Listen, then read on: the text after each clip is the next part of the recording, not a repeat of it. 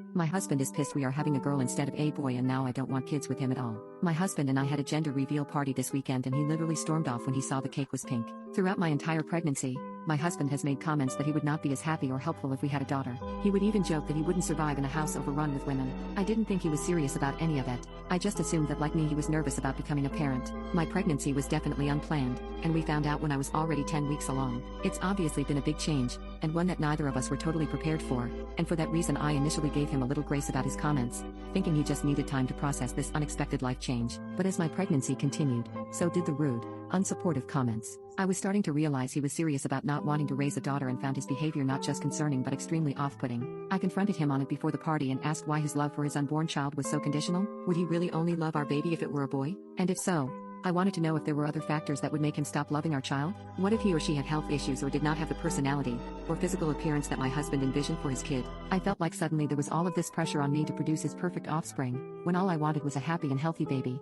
My husband tried to blame his behavior on the fact that he grew up with brothers and did not know how to parent a girl, but that's no excuse because neither do I. This whole experience is just as new for me as it is for him.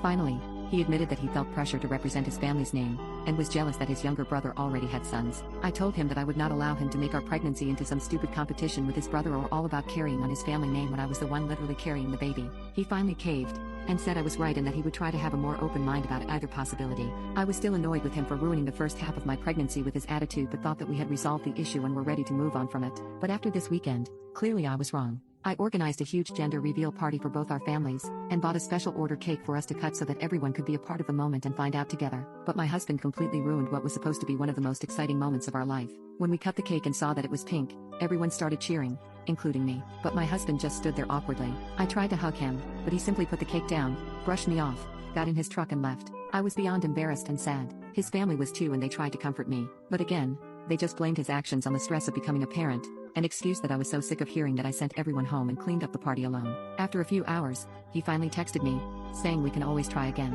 I don't know if that was his version of an apology or what, but if he thinks we are having another baby after this, he could not be more wrong. I am so disgusted with him and honestly, worried about how he will behave when my daughter is born. I do not want her to have a father that is forever disappointed by her regardless of who she is or what she does, simply because she's a girl.